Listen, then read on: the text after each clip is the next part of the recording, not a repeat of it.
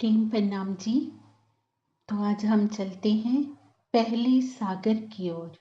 पहला सागर नूर सागर, राज्य की शोभा का सागर। रंग क्या आया है? सफेद। सफेद रंग किसका प्रतीक है? कांति का, सौंदर्य का, शुद्धता का, मासूमियत का।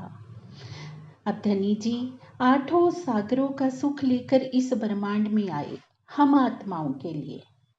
हमें मेहर की पूर्ण पहचान करवाने के लिए धनी जी की अपार मेहर की छाप तले जब रूह ने ये जाना थोड़ा सा नूर के विषय में और नूर को पाने के लिए चलना प्रारंभ करती है। अब सूर्य को देखने के लिए तो जरूरी है कि सूर्य जैसा तेज ही चाहिए, और वो तेज किसके अंदर है? परम धाम की आत्मा के अंदर। परम धाम की आत्मा तो झूठे जीव का संग करके बैठी है। अब जीव का दिल ही आत्मा की वो जमी है जहाँ से आत्मा चलना प्रारंभ करती है, और उसके लिए क्या चाहिए? जीव का पूर्ण समर्पण, जो बिना पहचान के नहीं हो सकता। नूर सागर जो अपनी उज्ज्वलता, अपने तेज से सब और अपनी कांति बिखेरे हुए हैं, और उनके नूर की छटा में ओत प्रोत होने का अधिकारी कौन हो सकता है, जो अपने हृदय में प्रेम, कांति, शुद्धता और उज्ज्वलता का साम्राज्य स्थापित करेगा। इस लक्ष्य के लिए पल पल नूर सागर की चांदनी की छटा तले हमें भीगना पड़ेगा। और वो छटा कहाँ बिखर रही है? सतगुरु रूप में। तो सतगुरु रूप में पिया प्राणनाथ जी अपनी आभा को बिखेरे हुए हैं। ऐसे ही जब नूर सागर स्वरूप परमहंस सतगुरु का सानिध्य प्राप्त होता है, तब एक ब्रह्म आत्मा को वो लक्ष्य प्राप्त होता है। नूर को वो जानती है और अपना सर्वस्व सतगुरु को मानकर उनके चरणों में अपना शीश रख देती है। अब नूर को पाने के लिए अपने कदम बढ़ाती है।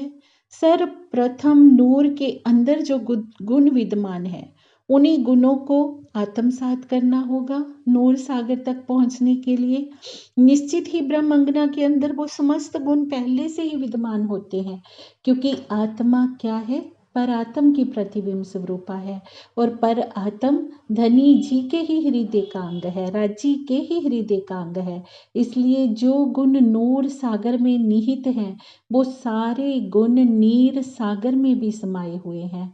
किंतु आत्मा ने जिस जीव का संग कर लिया है ना इस संसार में आकर, उस जीव को भी स्वयं आत्म स्वरूप बनाना होगा। उस जीव को भी आत्म के भावों में डूबना होगा।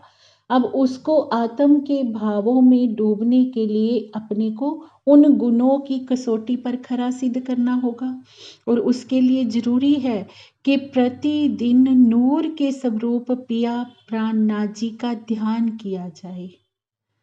क्योंकि ध्यान जब हम करते हैं, ध्याता के अंदर ध्येय के गुण आने लगते हैं। जिसका ध्यान किया जाता है, उसके गुण ध्यान करने वाले के हृदय में अपने आप से निहित होने लगते हैं।